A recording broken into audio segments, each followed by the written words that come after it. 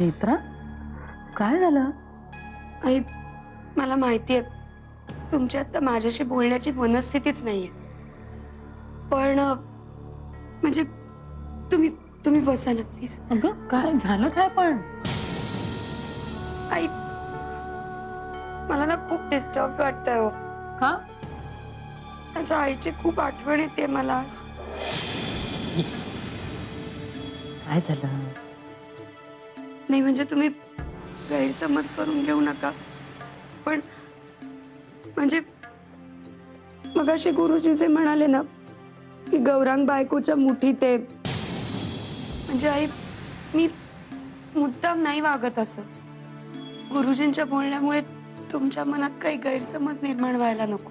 म्हणजे असं वागण्यामागे तसं काहीच उद्देश नसतो. हो नेत्रा, माझ्या मनात कुठलाही गैरसमज नाही. उलट तू आहेस म्हणून मला गौरांची काळजी नाही.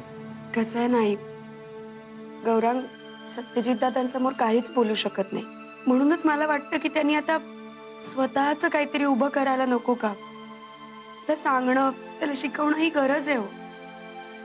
म्हणजे आता आमच्या भवितव्याचा विचार आम्ही नाही करायचा तर कोणी? आणि तुम्ही सोडून दुसरं कोण आहे आमचं या घरात? नेत्रा, एकदम असे विचार का आले तुझ्या मनात? तुला कोणी काय बोललं का? नाही, कोणी बोललं नाही काही, पण म्हणजे माझ्याबद्दल घरातल्यांच्या मनात काय काय विचार येऊ शकतात माहिती आहे मला. आणि म्हणजे खरं सांगते, मी गौरांगला सांगते, शिकवते, पण पण गरजच आहे ना तशी. हो ग बाई, मला माहिती. आणि कसं आहे नाही, मंजिरी वहिनी कितीही चुकल्या, त्या कशाही वागल्या, तरी त्यांच्या पाठीशी त्यांचे वडील उभे आहेत खंबीरपणे. त्यांच्या चुका लपवल्या जातात, दोष पाठीशी घातले जातात. आता तेच पुन्हा पुन्हा नकोय मला. म्हणजे तसं नाही आई, पण कोणी सांगावं, आत्ता सुद्धा मंजिरी वहिनींची सत्यजित दादांची जुळणारी पत्रिका मुद्दाम बनवून घेतली नसेल कशावरून? नेत्रा, मंजिरीची पत्रिका आपल्या जोगळेकर गुरुजींनीच तयार केली. तिच्या जन्म तारखेवरून आणि जन्म वेळेवरून. मी स्वतः त्यांच्याकडे गेले होते ती पत्रिका घ्यायला. तेव्हा गुरुजींवर हे असे आरोप तू करू नकोस. आणि सगळ्यात महत्वाचं म्हणजे गेली कित्येक वर्ष मुधोळकरांच्या पत्रिका तयार करण्याचं, त्या बघण्याचं काम जोगळेकर गुरुजीच करताय. तेव्हा जर ते म्हणत असतील की सत्यजित आणि मंजिरी यांच्या पत्रिका एकमेकांसाठी अनुरूप आहेत, योग्य आहेत, तर त्या तशाच आहेत.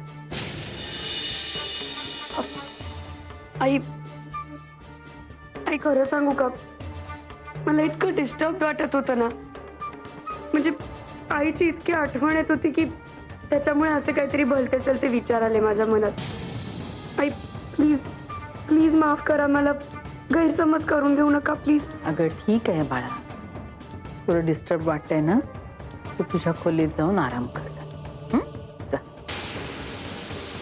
हो जाते मी, पण तुम्ही नक्की रागावला नाही आहात ना माझ्यावर?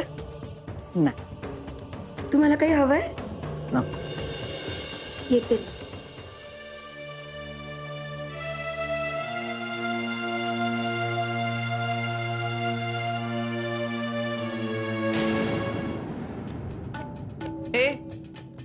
काय आहे आता? काय आहे तुझं इथं? निघुमन, तुमच्या दोघींना माझी काहीतरी मदत होऊ शकते म्हणून आली आहे.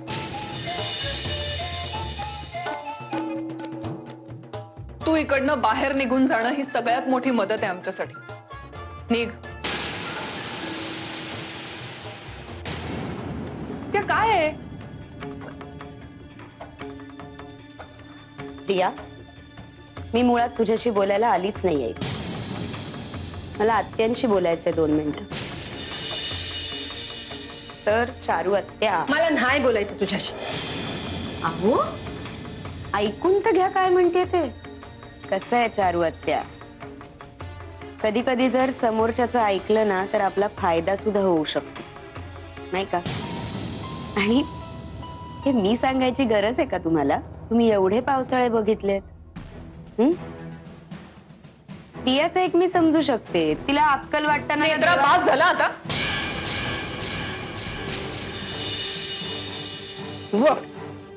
जे काय वकायचं ना ते एकदाच वकून. आत्या, गुरुजींनी सांगितल्याप्रमाणे सत्यजित दादांची जोडी या जगात फक्त मंजिरी बरोबर जुळू शकते, नाही का? आणि त्यांनी म्हणल्याप्रमाणे असतीलही ते made for each other. Netra, गुरुजीने जे काही सांगितलं त्याची पारायण करायला आलीस वय? ऐकून घ्या आत्या, काय बोलते ते पूर्ण ऐकून तरी घ्या. कसं असतं ना, जेव्हा आपल्या समोर एकच पर्याय उपलब्ध असतो ना, तेव्हा तोच जगातला सर्वश्रेष्ठ पर्याय असं आपल्याला वाटतं. पण जेव्हा दुसरा एखादा पर्याय माणसासमोर येतो तेव्हा तोही कदाचित योग्य असू शकतो. नेत्रा, समजल असं बोललीस तर काय नुकसान होणार आहे तुझं?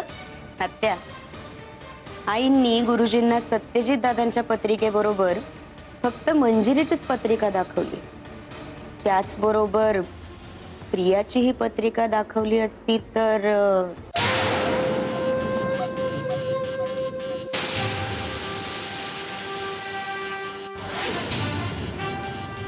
प्रिया, मी काय म्हणते, चानस घेऊन बघायला काय हरकत आहे? म्हणजे ही बोलते तसं घडल सुद्धा. उगाच हिच्या बोलण्यात येऊ नको सत्या. आहे त्यापेक्षा आणखीन वाईट परिस्थिती यायची.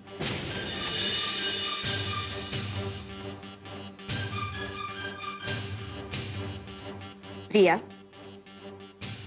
पेपर रीचेकिंगला टाकल्यानंतर कायम आपले मार्क्स कमीच होतील असं का ग वाटतं तुला? हं? कोण जाणे, कदाचित पास होशील तू. पण तुला नाही पटणार मी जे काही म्हणते. आत्यांना पटेल, हो ना आत्या? एवढा अनुभव आहे त्यांच्या गाठीशी, समजूतदार आहेत त्या. आईंशी एकदा बोलून बघायला काय हरकत आहे? कोण जाणे, कदाचित फायदा होईल त्यातून. Think positive Priya. All the best. Bye.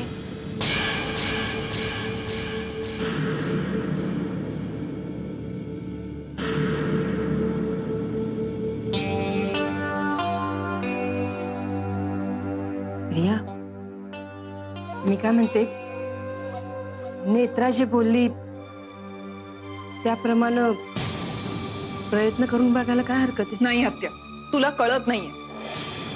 ही मुलगी इतक्या जिव्हाळ्याने काहीतरी सांगते याचा अर्थ नक्की तिचा काहीतरी डाव आहे. अगं पण गुरुजीला पत्रिका दाखवण्यात तिचा काय डाव असणार? तू नाही ऐकणार ना? कर, तुला काय करायचं ते कर. मलाच मिलीला तुझी काळजी. अगं तुझं भलं व्हावं असं मला वाटतं ग. आयुष्यभर माझ्यासारखं बसायला लागू नये म्हणून जीव तुटतो ग माझा. तू किती बी चिड, पण मी माझा प्रयत्न करणार म्हणजे करणारच.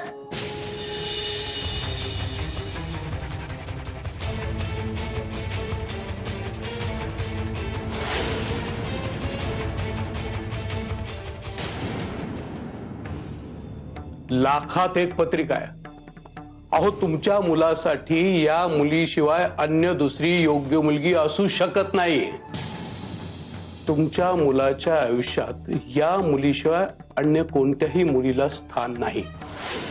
तुमचा हा मुलगा आगडोंब आहे आणि त्याची ही बायको तो आगडोंब शांत करणारी शीतल शक्ती आहे. आणि तुम्ही जर ही शक्ती त्याच्यापासून हिरावून घेतली तर तो आगडोंब स्वतःचं अस्तित्व नष्ट करेल आणि हाती उरेल ती फक्त राख.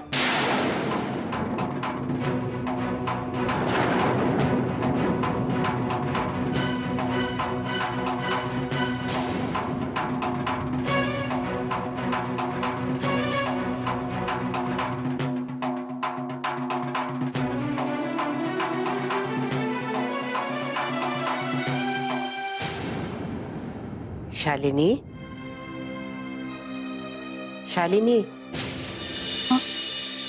अगं कसला विचार करतेस? बस बस. हे असू दे. कसली काळजी करतेस ग? गुरुजींनी पत्रिका बघितली ना व? काय म्हणले मग? शांती भिंती करायला सांगितली का लेकराची? अगं गुरुजी काय म्हणले, काय बोलशील का नाही? गुरुजी म्हणाले की सत्यजित आणि मंजिरीची पत्रिका एकमेकांशी उत्तम जुळते. ते जणू एकमेकांसाठीच बनलेत आणि आयुष्यभर त्यांनी एकमेकांच्या सोबतीनच राहावं असा सल्लाही दिलाय त्याने. हे सांगायला गुरुजी कशाला पाहिजे होते? भविष्याचं ठीक आहे सासूबाई, पण तिचा भूतकाळ त्याचं काय? तो मी विसरू शकणार आहे का? ती लग्न होऊन जेव्हा या घरात आली तेव्हा मुलीसारखा जीव लावला मी तिच्यावर. पण आज जी परिस्थिती तिने स्वतःवर ओढवून घेतलीये त्याला तीच संपूर्णपणे जबाबदार नाहीये का? जगाला दिसतं मी तिच्यावर चिडते, तिचा राग करते, पण सासूबाई हे सगळं करताना मला आनंद नाही होत. माझ्याही मनाला यातना होत असतात. आयुष्यात आजपर्यंत कधीही मी कुणाशीही इतकं तिरस्काराने वागलेली नाहीये. ही तर सून आहे माझ्या मुलीसारखी. जशी असं वागताना माझं मन खात राहतं मला, आणि मग हा त्रास नको म्हणून मी तिच्याशी बोलणंच काय, तिच्याकडे बघणं सुद्धा टाळते. तू इथेस वे? वहिनी, मला तुझ्याशी जरा महत्वाचं बोलायचंय. चारू, महत्वाचं आणि तू गंमतच म्हणायची की. काय तू दर यायला माझ्यावर हसतच असतीस. माझं कुठलं म्हणणं तुला पटलंय वय? तर मला तुझं म्हणणं पटल. ते काय नाही वहिनी, आपण आज जाऊन बोलू. म्हणजे काय ते इथंच बोलून टाका की.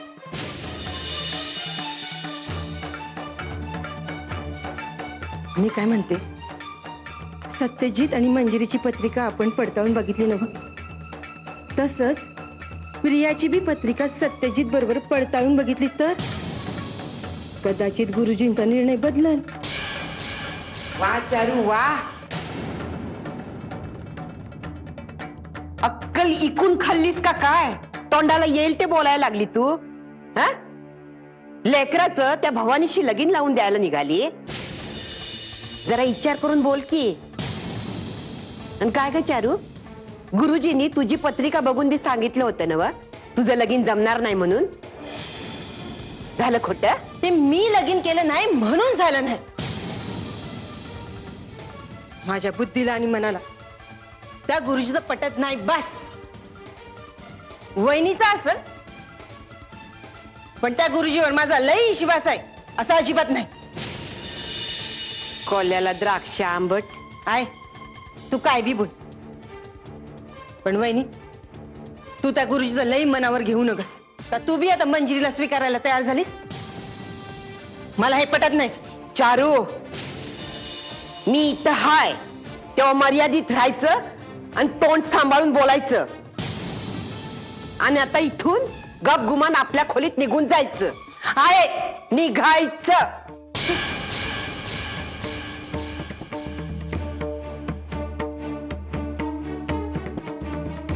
शालिनी, मला ठाव आहे तू लय भोळी आहेस बघ.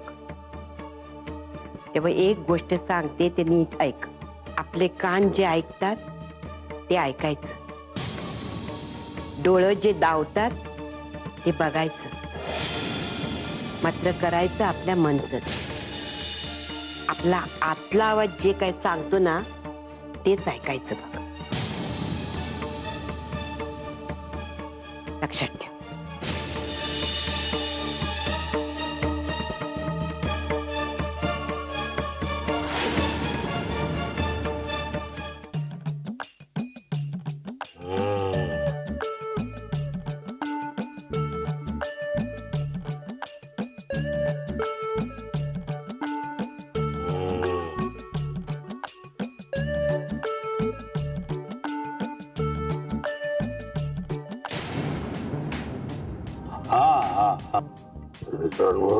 हा, मी आमच्या ध्यानात व्यत्यय आणलं.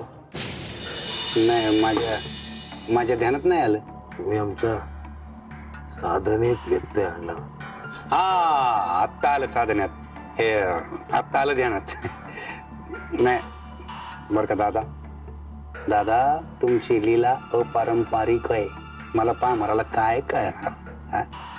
द्या ना, मी काय म्हणतो, एकदा मला संधी द्या तुमची लीला जाणून घेण्याची. नाही, तुम्हाला जे काय बोलायचं एकदा स्ट्रेट स्पीक. आता स्ट्रेटच बोलतो. कसे दादासाहेब, तुम्ही मला सत्यजितराव मुदळकरांच्या बायकोला अरेस्ट करायची ऑर्डर दिली, हा, आणि लगेच सोडून बी द्यायला लावलं. एक रात्र बी तिला जेलमध्ये ठेवता आलं नाही. हो, काय तुमची लीला आहे मला काय कळून झाले बुवा. जानभोर, मंदिरला अटक केली ते काय तुम्हाला बरं वाटा म्हणून नाही, तांबडे बाबूला बरं वाटा, त्यांच्या शिष्यांना बरं वाटावं. त्यांचे विचार फार व्यापक असतात, त्यातून त्यांना आनंद मिळत असतो, फार आनंद मिळत असतो. आणि हा आनंद परत परत बघायला मिळावा असं मला फार वाटतं. हा, येते येते ध्यानात येते. दादासाहेब, हा एन्जॉय परत परत मिळेल. माझ्या मोबाईल मध्ये बघा काय आहे.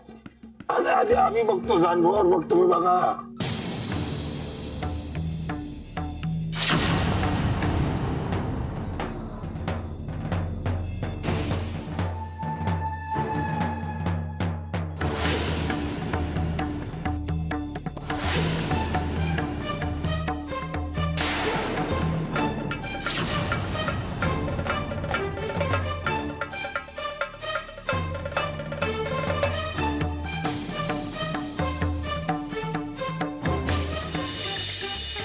अरे काय, अरे काय केलं तुम्ही. My dear friend, my dear friend, नाचा नाचा. My dear friend, my dear friend. जानभोर, नाचा. हे अवघड तसं पण नाचा.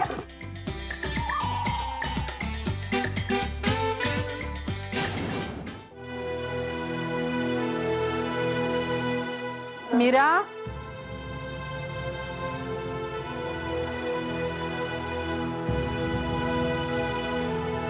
जेवणाची वेळ झाली तरी सत्यजीतचा पत्ता नाहीये. तुझा काही फोन झाला होता प्रिया? नाही मावशी. अगं येईल गत्यो, लहान पोरगा हाय का, येईल. हो, पण पुण्याला तो नेमकं काय कामासाठी गेलाय कोणास ठाऊक.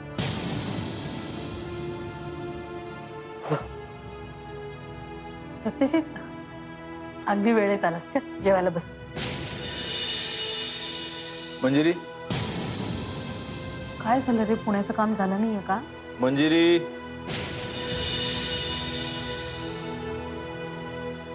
काय झालं, तुम्ही बोलवलं?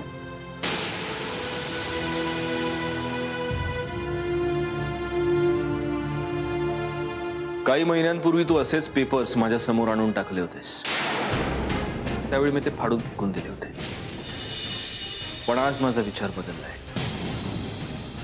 एनिवे, आणि तुलाही नाहीतरी तेच हवंय.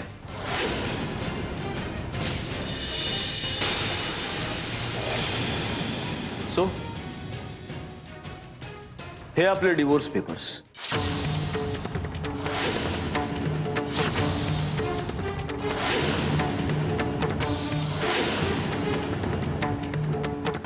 अरे काय बोलत राहिला तू.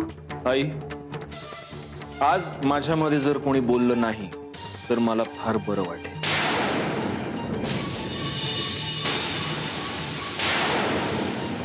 तुझ्यावर सूड घेण्यासाठी का होईना, पण हे लग्न टिकवायचं होतं मला. खूप प्रयत्न केला, पण मला तुझ्यावर सूड घ्यायचा आहे. म्हणून मी माझ्या घरच्यांना त्रास होऊ नाही देऊ शकत, खास करून माझ्या आईला. तू या सह्या केल्यास की 6 महिन्यांचं आपल्याला सेपरेशन दाखवावं लागेल. त्यानंतर आपल्याला डिग्री मिळेल. पोटगीचं जे काही आहे ते मी वकिलांशी बोलेनच. तुझ्या काही वेगळ्या मागण्या असतील तर तू तसं त्यांना सांग.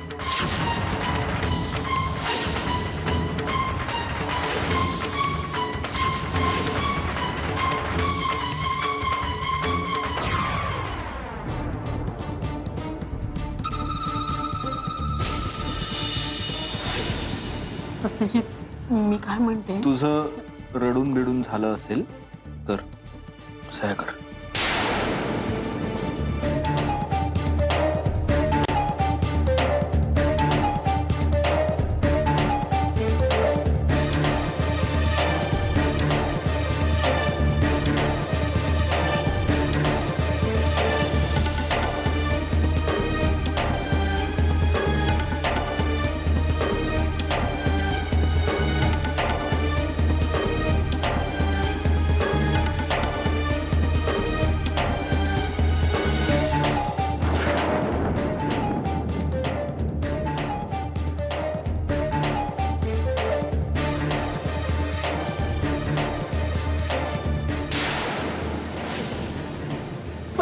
मंजिरी काय होतंय तुला?